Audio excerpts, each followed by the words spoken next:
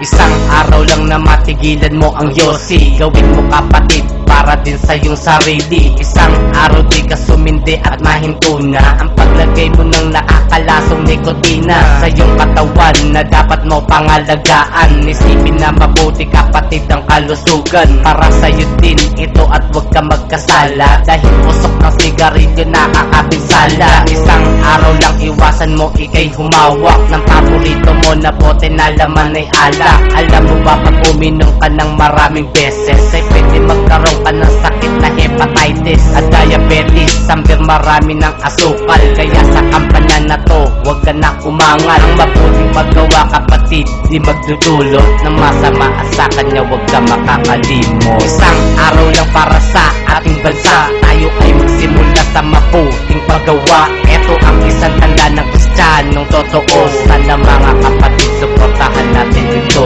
Isang araw lang para sa ating bansa, tayo ay magsimula sa mabuting paggawa. Ito ang isang tanda ng Kristiyanong totoo. Sana mga kapatid suportahan natin ito.